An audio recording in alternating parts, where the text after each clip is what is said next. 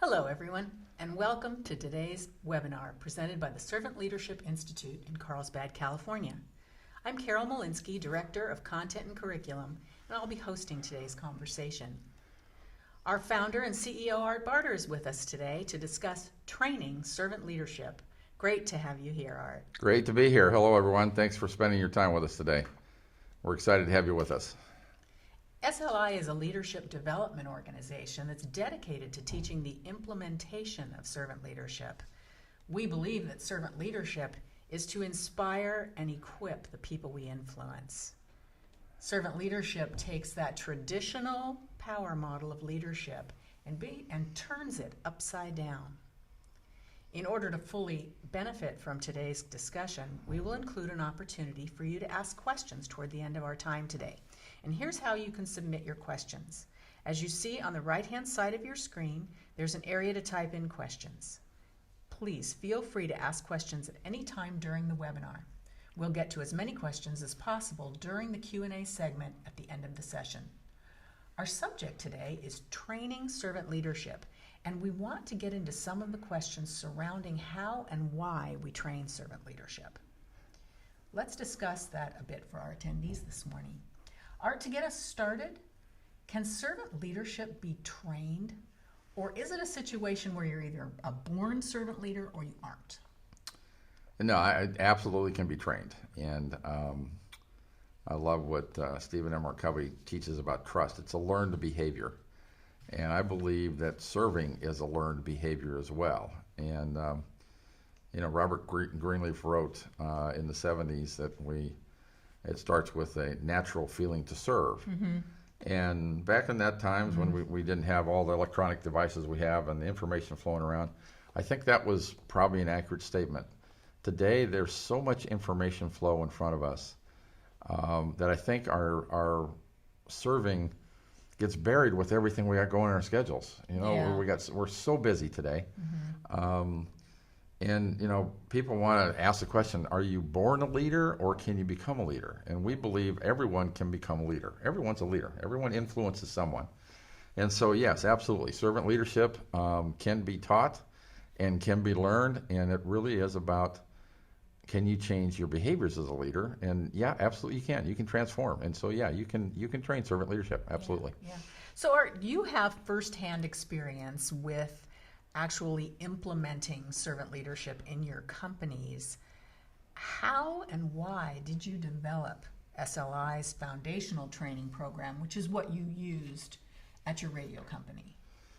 Yeah, we first started in 2004 when we bought the radio company. In 2005, we were actually serious about implementing servant leadership. And we went out and combed the marketplace. We were asking people, how do you, we were looking not only to be trained, but also how do you implement it? How do you take it into your organization and do it every day? And what we found was we found some material out there, but we didn't think it was deep enough and didn't go far enough. Mm-hmm. And so we gathered some folks from inside our company and from outside our company and sat down and said, if we were to design a program for servant leadership, what would it look like? And we decided to go down that path. And so we developed our own. Mm-hmm. We probably took us about 2 years to develop that. We ended up with three modules. Each module has 15 hours each in training, so everybody gets trained 45 hours. And we decided to train everybody at the company. Uh-huh. So we were looking for more than what was out there in the marketplace from a training perspective, and didn't find it. So we spent the money to develop our own. And when I look back and ask myself, would I make that decision again today? I'll go, absolutely I would. I think there's more information out there today with some implementers, but what we've learned in implementing servant leadership and the things that we tried that worked and things we tried that didn't work and the things that we learned, one of the things I'll share with you is the biggest surprise to me was our leaders and individuals, they transform at different speeds.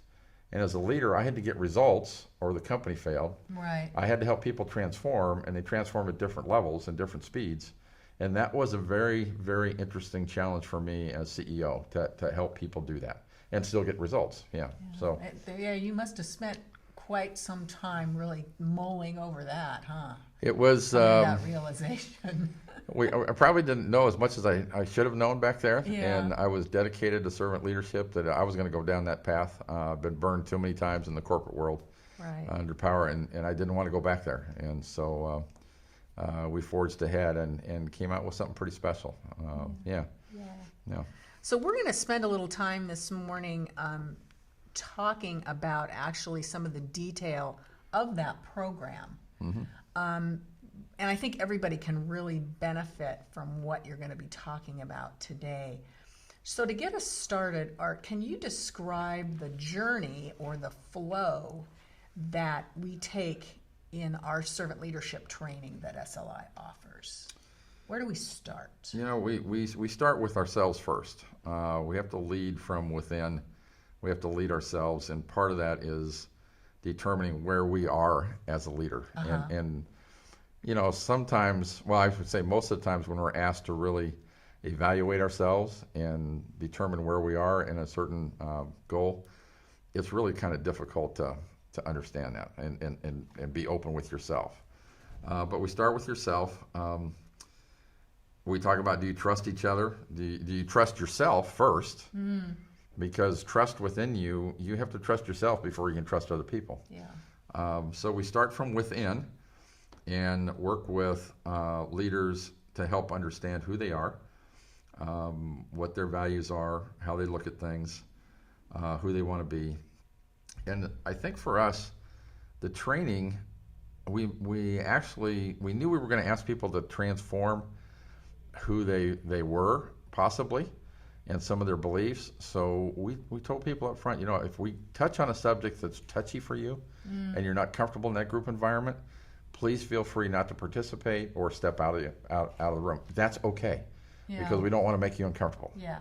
And people deal with a lot of old files and a lot of experiences, and that's going to happen. And I think that was a smart move on our part, as we made it comfortable for people. Yeah. Then we talked about, how do you work one-on-one with each other? How do you, now if you're going to serve and trust each other, how do you do that on a relationship basis with each other? Yeah. And there's some challenges there. How do you connect with people? How do you build trust? How can you trust me more than just a casual trust? How do I earn your real trust? Yeah. And so we talk about the relationships between each other, and then we move into the team environment. Now we've talked about ourselves. We've talked about having a relationship one-on-one. Now we move into that team environment where we need to teach people how to come together as a team. And it's okay to be diverse and have different ideas, but you got to take that quality of relationships you've built and the trust you built, now you have to take it in the team environment. And how do you do that? How do you work better together as a team? And what we did at Datron is we had different folks from different organizations in each one of the classes. Once the first class was set, they stayed together through the whole training. We didn't break them up. We let them stay together. So when we had a class start, they stayed through the whole 45 hours together. So they built relationships, they learned about themselves, and then they learned how to build those relationships. We had different departments. We didn't do it by department, so we had different departments represented, so there was a little bit of collaboration there. And so we teach people how to do the team and ask them questions. Are you going to focus on results? Or are you going to focus on how you look? What's your ego? What's your motive? And all you do. And then the last thing is, how do you take that into the organization? Team of leaders, how do you take that into the organization? And you know what we found out, there's a lot of things that go into that conversation that come out when you talk about a team. A lot of times people will talk about their families. And then when you go into the organization, they'll talk about what does that mean to the community.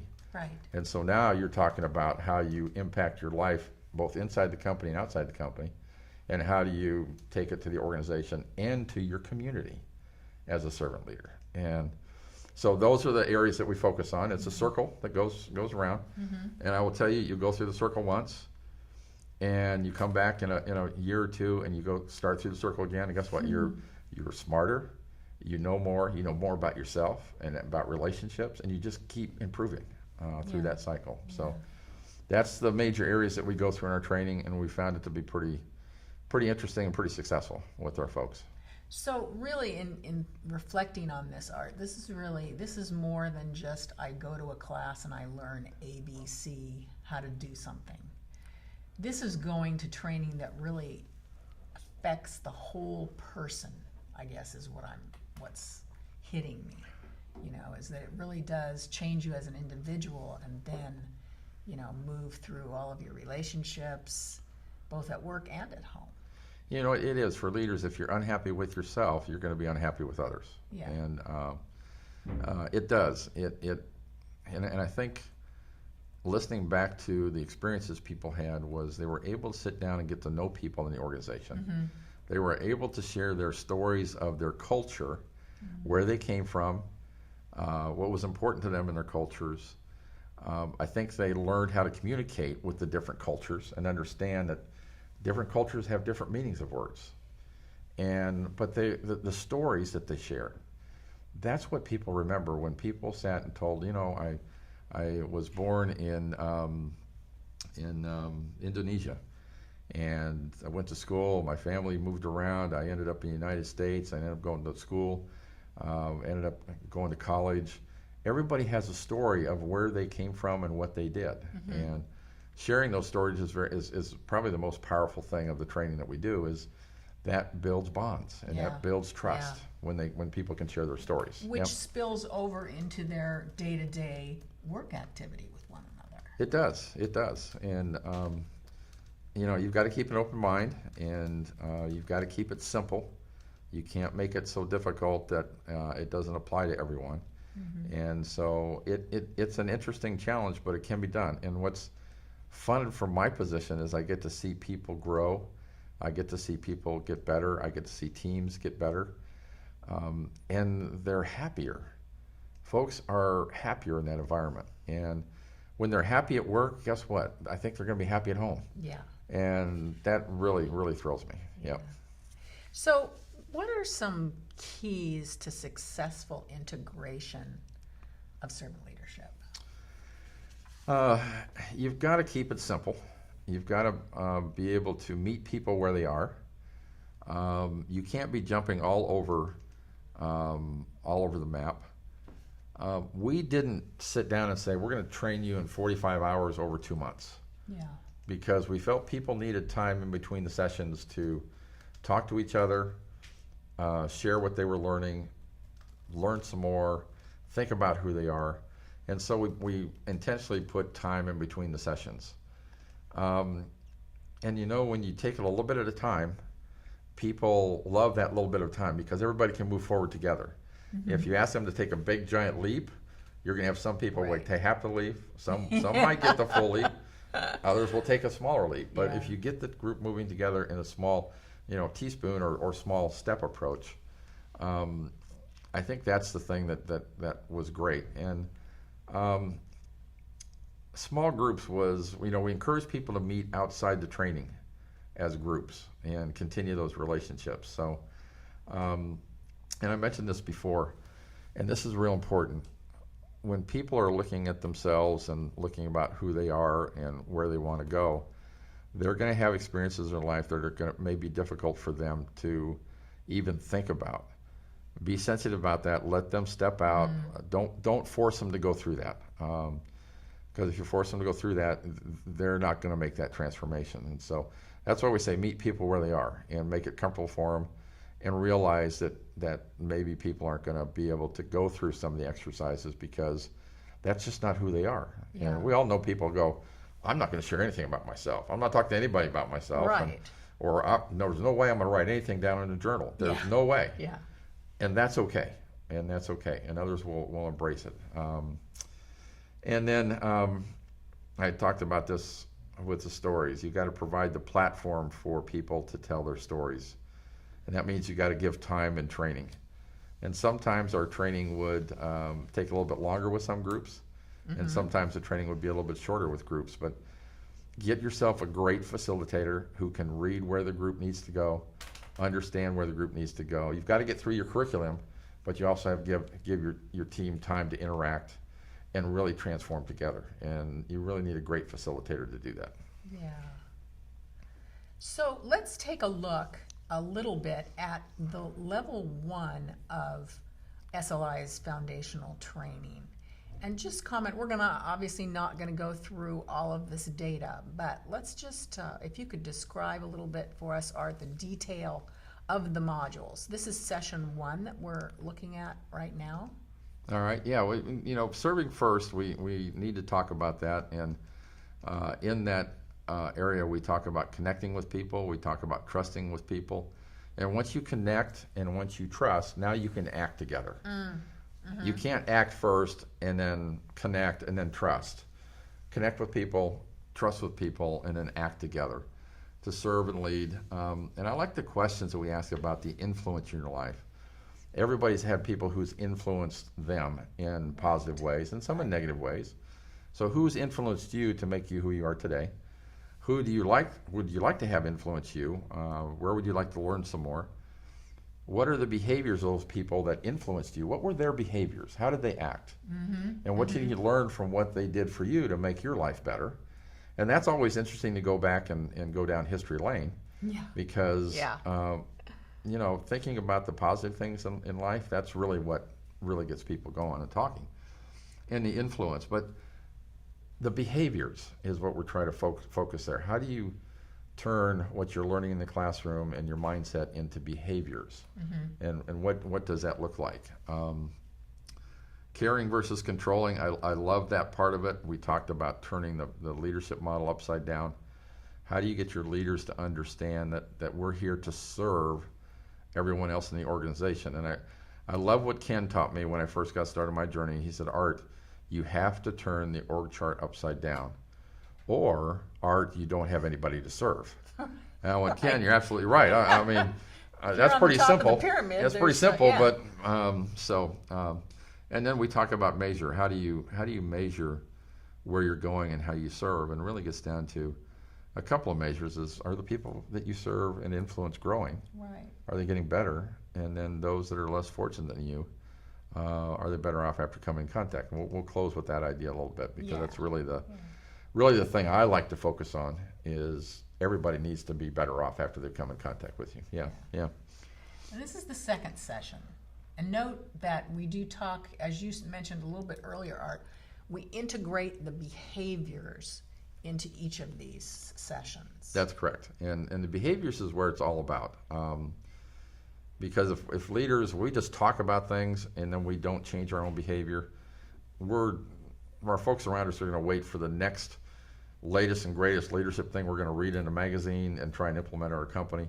They're just not going to think we're ready for it. And when we use the word try, if we're going to try to live our values, folks are going to say, what do you mean by try? That's really not a commitment. But in session 2, we talk about who do you trust and why? And why did you trust that person? What can you learn from that relationship you had in the past? What did they do to earn your trust? And then we talk a little bit about the distrust. Why are some of your broken relationships? Why don't you trust people? And what drives that? And we get back to relationships. And how do you drive that trust into relationships? Every relationship is based on trust. Our 9 behaviors are in order for a reason. Serve first. You got to make a decision to serve first.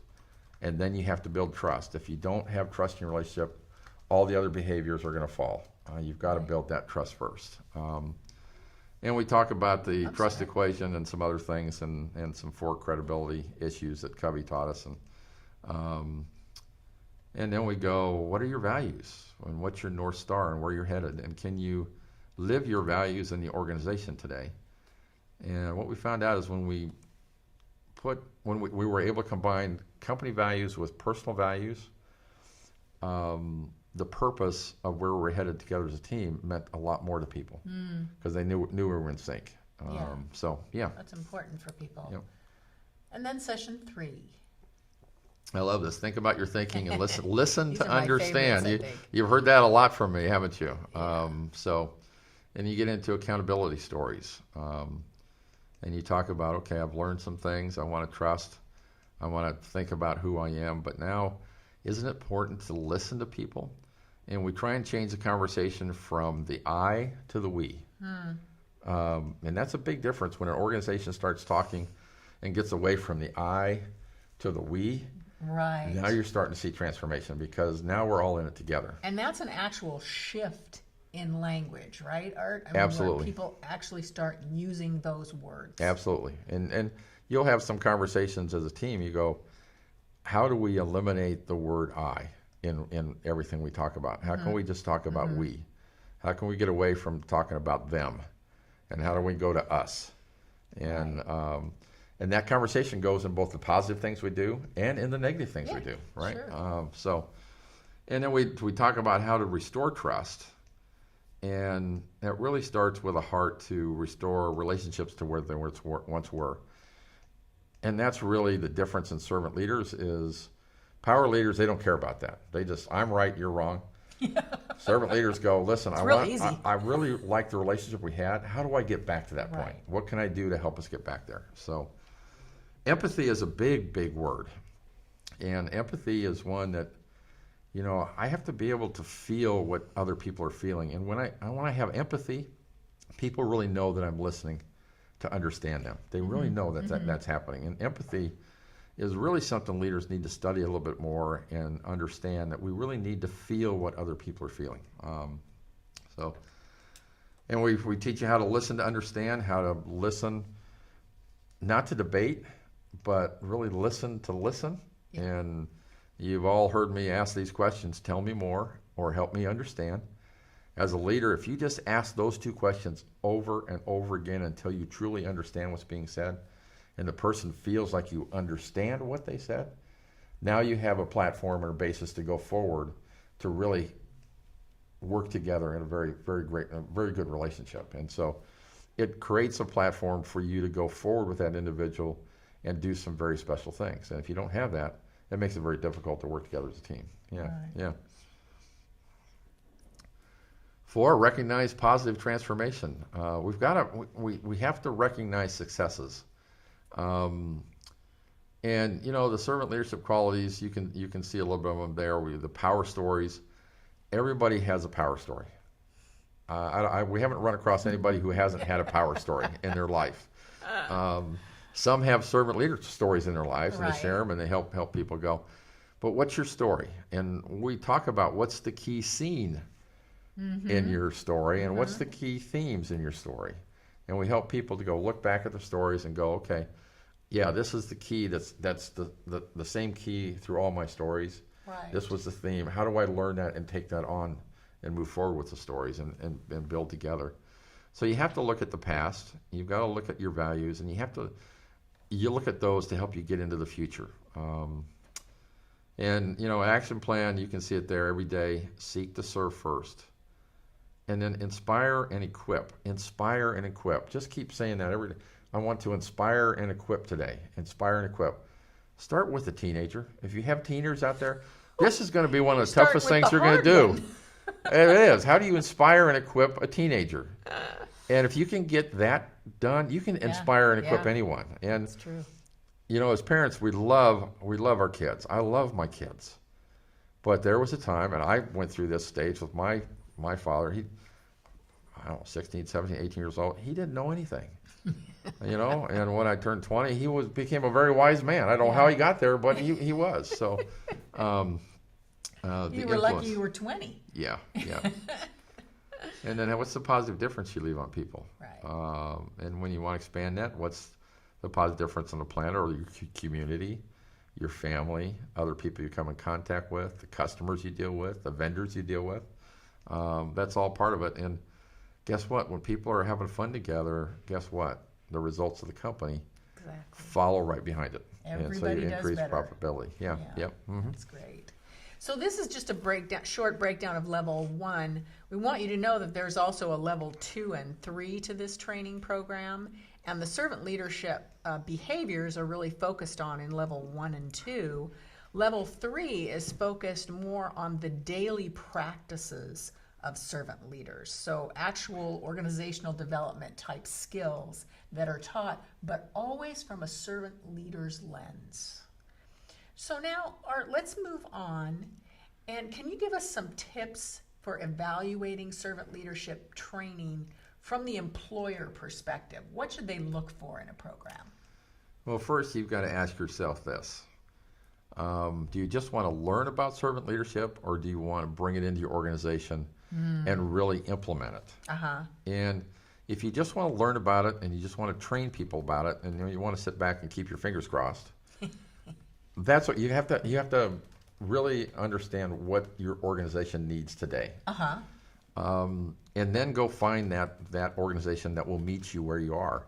If you really want to go implement servant leadership, I really encourage you, go find someone who has implemented servant leadership in an organization of at least 100, 200 people. Uh-huh. Because transforming multiple people at the same time, there is so much to learn and there's so much knowledge to pass on that unless you've had responsibility for people in your organization, there is no way you can train that and help people through it, because it's not book learned, and it's the real life application. And dealing with people means you have to understand how they're thinking, what they're feeling, what their environment is around them in the organization, how that might impact them. And so if you want to implement it and you really want to focus on it, make sure you find somebody who's done it.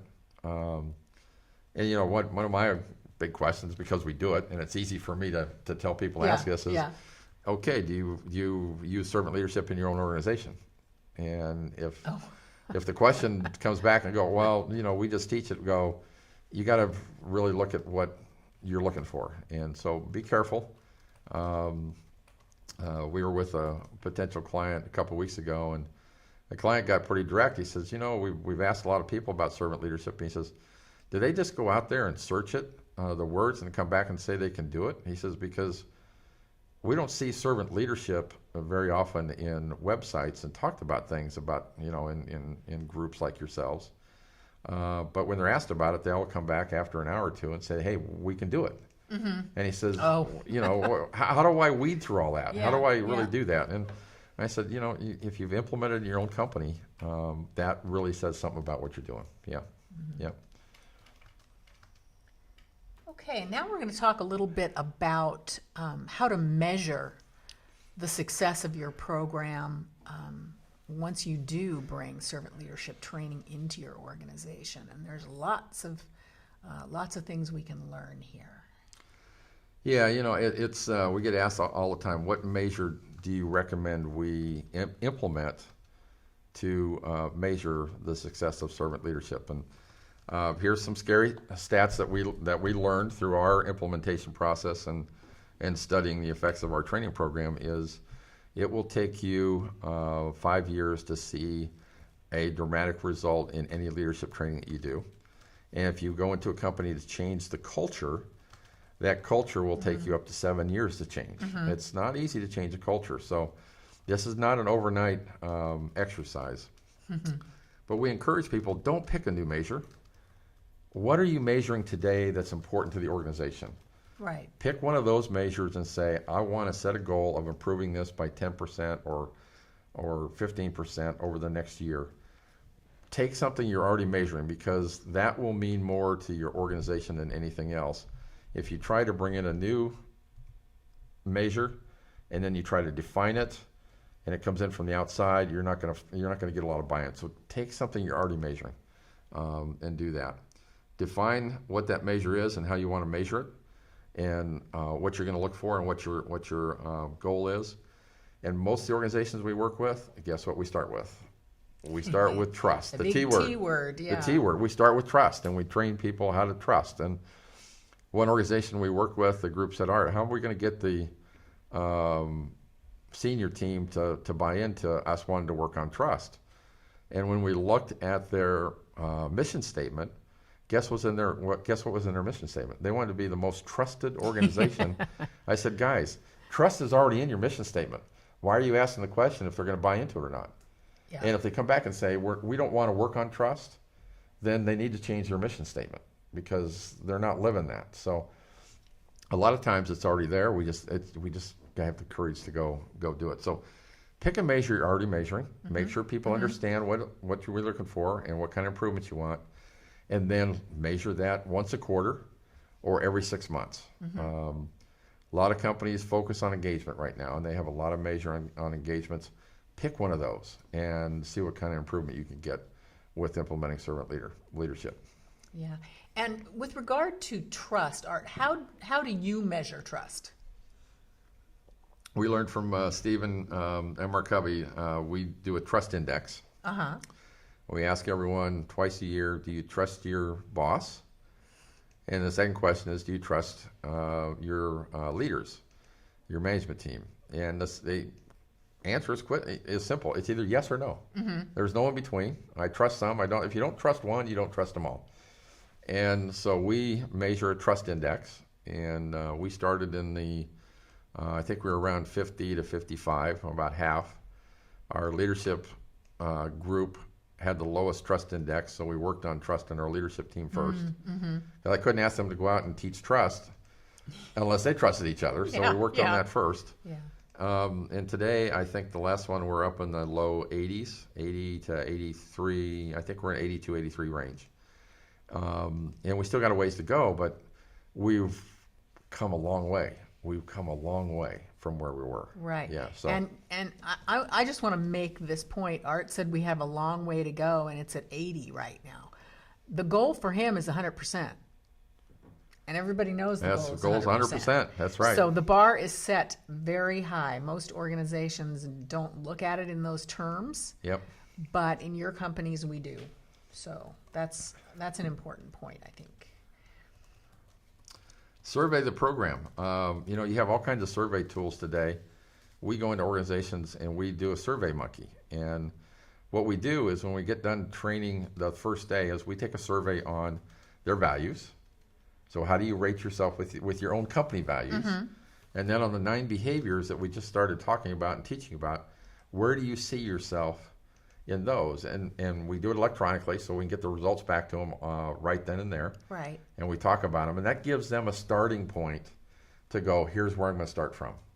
So we've seen that pretty effective. Measure them on the values they have in their company. They don't have values in their company, then you've got to develop some values. Yeah. And then take the 9 behaviors, ask them to rate themselves on that, and that's a great starting point for them to go, okay, this is where I'm starting from. 6 months from now, I can do the same thing. And Survey Monkey, if you got somebody in your organization that knows this, you can set this thing up in like 10 minutes. Yeah. And get results in 15 and get it all consolidated. It's pretty amazing. And a bunch of other tools out there too. So keep the assessment simple. A lot of people like the 360 on the characteristics or the behaviors of servant leaders. How do you do a 360? Tell them a Datron story. Tell them the Datron story. We did this when we first got started. I had the team develop what they thought a servant leader should be, and then we did 360s. Everybody rated each other, including me. I received my own 360 degree from everyone, and I opened mine up on a Friday night, and I looked at it and said, the questions are wrong. We didn't take the survey right. We have to redo this. Went home and talked to my wife, Lori, and she said, what's wrong? I said, the survey is wasted time. We didn't get the results we thought. Questions are worded wrong. We didn't ask them right. She said, what did you learn? I said, I learned I'm a horrible listener. And she said, tell me something I don't already know. And so I was looking for sympathy going home, and what I got was confirmation that my survey was right, and I had to deal with it. So you have to, as a leader, you have to be open to that input and that feedback, and then you have to address it and tell people what you're going to do to improve. That's tough. Yeah. That's tough. Yeah. But if we're real servant leaders and we want to get better, guess what? We go through that to learn so we can serve better. Yeah. Right. And then the big two here, looking big picture now. Do people grow? Are they getting better? I like the second one. Are people better off after they've come in contact with you? And this, I challenge people that if you see people in public that need help, help them. If you see someone who just needs someone to listen to them. You have someone come and contact you with for a minute or a half a minute a day, you'll probably never see that person again, but how do you add value to that life? Mm-hmm. Are they better off after they come in contact with you? And our hope at our Datron companies is people who come in contact with us, we hope they're better off after they've had an experience with dealing with Datron. And that's really our goal. And I think that's really the true measure of a servant leader. Everyone you come in contact with, are they better off after they've come in contact with you? Not just the people you love, not just the people you like, or the people in your organization, but everyone that comes across your path in life. Yeah, that's great. Well, that was great information, Art. And now it's the time we love, which is moving on to questions from our listeners. Before we go into that, though, I'd like to just say that it's wonderful to see many of you joining us today that have attended our past webinars and conferences. And for those of you who are joining us for the first time, thanks for taking that step and taking this time out of your day to visit with us. So now let's move on to questions. And the first one is, here we go. What advice do you have for senior leaders who are interested in applying servant leadership more openly in their organization, but the CEO does not see the value of servant leadership? Yeah, that's we get that question all the time. Yeah, we do. And what I encourage people to do is change your behavior. You can be a servant leader anywhere. You don't have to wait for permission from your CEO to be a servant leader. Now, CEOs that are listening to me that are going, hey, Art, why are you telling my people that? You know what? We encourage departments. We encourage groups. You know what your values are, and you know what the company values are. And if they're in sync, go behave that way. Mm-hmm. Don't let someone saying, no, I don't want to do this, drive you to behave in a different way. And, you know, that's easy to say and difficult to do, but when I tell people live your values and do things the way that you would want them done, you're going to run into resistance. And but I will guarantee you this is what's going to happen. Once you start doing it in a department or group, there's going to be improvement in your performance. There's going to be results that are higher than everyone else. And then someday someone's going to come in and go, what are you guys doing here? Because you're performing better, you're happier, the engagement's up. What are you doing? And that will be your opportunity to really influence them and let them know this is what we're doing as a servant leader. You really don't have to call it servant leadership. I like to call it servant leadership because it requires action. But, you know, live your values. And sooner or later, that individual will come around. If they don't come around and they're just interested in power, then you have a different decision you have to make on whether or not you want to stay in that organization. But I would say, start with your own behaviors. Start changing your own behaviors first. If you have some folks on your staff that are willing to change their behaviors that way too, get into the 9 behaviors. Mm-hmm. We're about ready to release a book on a journal on the 9 behaviors. Get the journal and go through the 18-week journey to see where you are with these, and then go live them. Yeah. And people are going to ask you what's going on, and then they're going to want to know, what can I do to be part of this? And that's when your influence begins. So just start and let people see a different view. Yeah. And just to remind you, here is where you can enter your questions. And let's go to the next one, which is, what if trust doesn't exist between leaders and employees in an organization? How do you build upon trust if it isn't there to begin with? Yeah, if your trust index is 0 and there's no trust at all, you've got a lot of work to do. And if you're that low, you've got to bring in some professionals and help you deal with it. And I think what I love about Stephen Covey and his work is he takes you through behaviors of what trust looks like, but he also takes you through teaching you how to look at behaviors that don't support trust. And I think he calls them, what's he call them, Carol? Fake behaviors. Yeah, counterfeit. Counterfeit behaviors. That's what he calls them. But you've got to get some outside help, and you've got to get some good facilitators. You've got to get some people who can come in, see where you are, understand where you are, and build it a little bit at a time. Remember the spoon fed that I talked about earlier? Mm-hmm. Don't try and take a large jump. Take it a little bit at a time. Build trust in one small organization, one department, and start building it around the organization. And then once it gets some momentum, it's going to be a whole lot easier to take it to the rest of the organization. But get started. Yeah. Don't wait. And if I can just add something to that, Art, do you think that, if there were maybe a couple of champions in that leadership group who can just go to a real personal level and build relationship with employees, Right. that might help to, sort of get people on the right path again? Start on those one-on-ones. Yeah. Those one-on-one relationships, right? And if trust is broken, go try and restore a relationship. Go Right. try and help that, and take the first step. We always talk about, we're adults, we need to take the first step when we're Right, dealing with our right. kids. You need to take that first step. Get started. Don't sit back and don't do anything. Get started, because your organization needs you to lead, and just take that baby step. So get started. Yep. Yeah. I like that one-on-one. Absolutely, Karen. Yeah.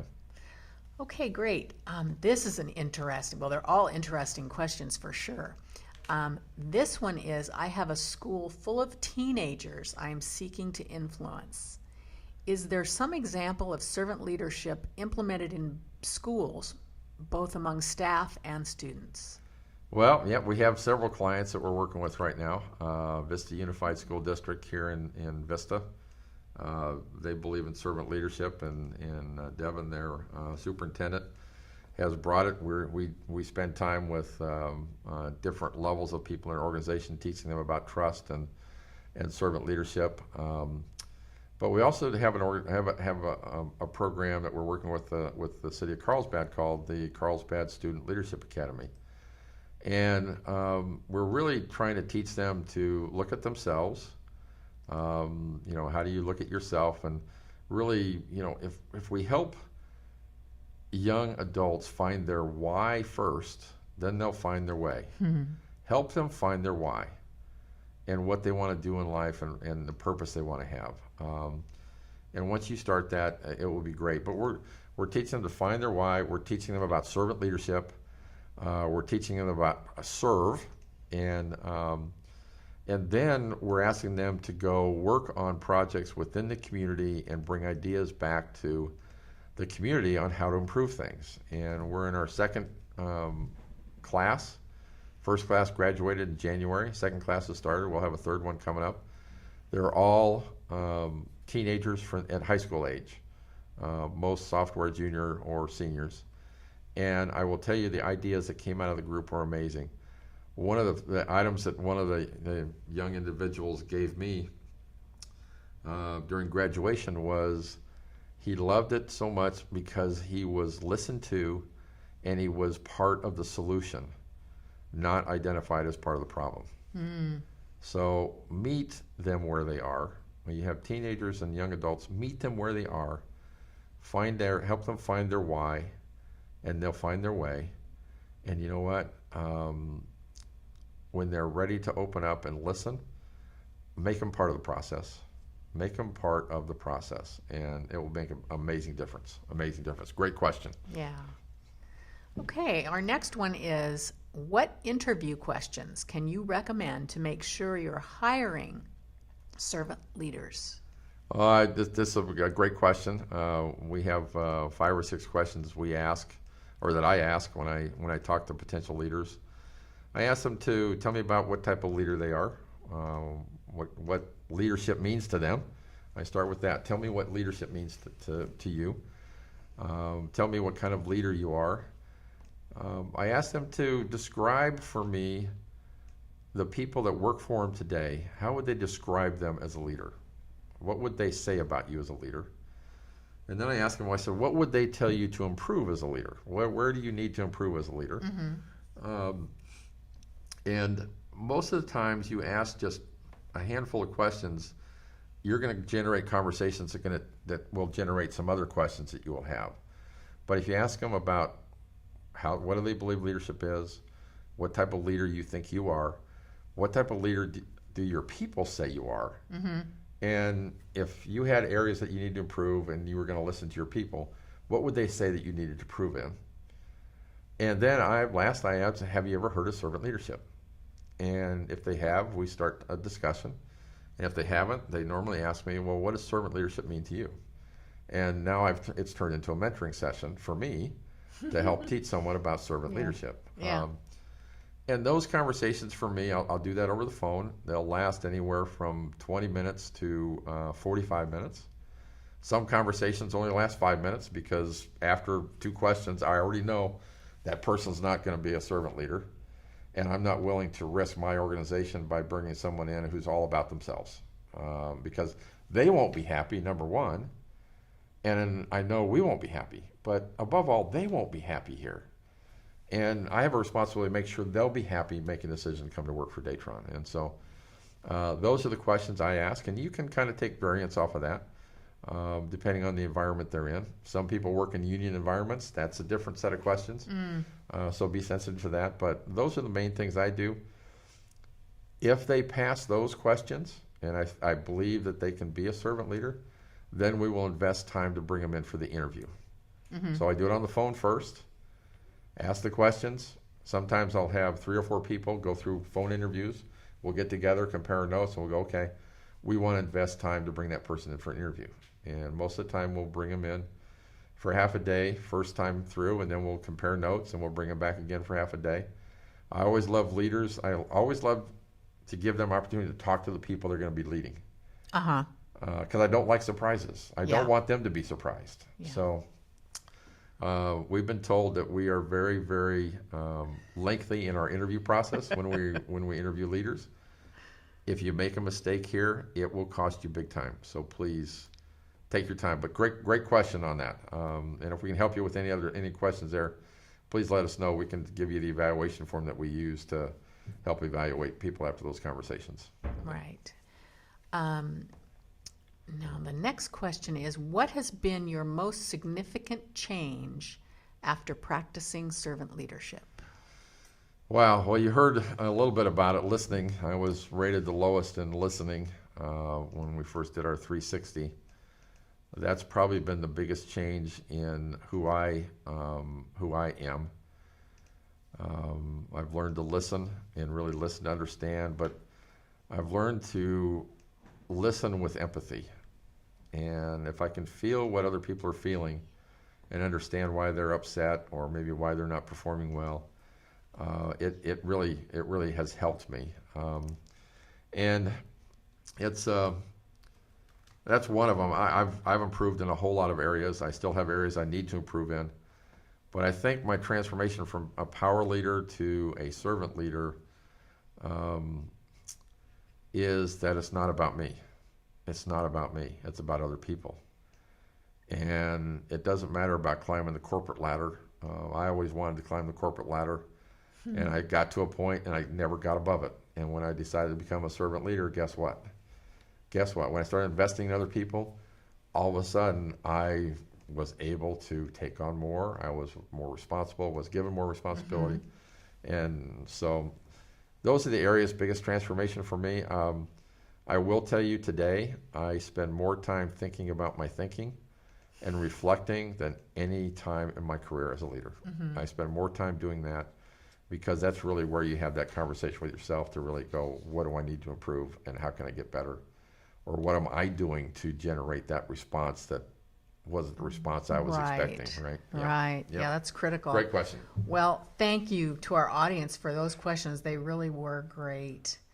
Now, if you're enjoying this webinar series, why not attend our yearly Servant Leadership Conference? Meet the team in person. You got to come. You guys have to come. The music of He's servant leadership. He's just a little excited about it. You know, we're going to talk about the beat of your leadership. We're going to talk about the rhythm of your leadership. We're going to talk about your theme or your words. We've kind of used the word theme earlier. There's going to be some music, but we're going to. I want to ask leaders out there, when you walk into a room for a meeting with your people, what type of music do they hear? Do they go quiet? Do you bring quietness on, or what type of or music do you create with your people? And then secondly, the music that you help generate in your organization. Music brings people together. Music is one of the more common things that bring people together, and people can enjoy music together. Yes. What's your beat? What's your rhythm? And what's your theme? And we're going to teach you how to identify that, and teach you how to have courage to pick up the baton and create great music in your organization. You got to come. This is going to be the most unique conference you've ever attended, and we're thrilled because it's the most unique conference we've ever put on.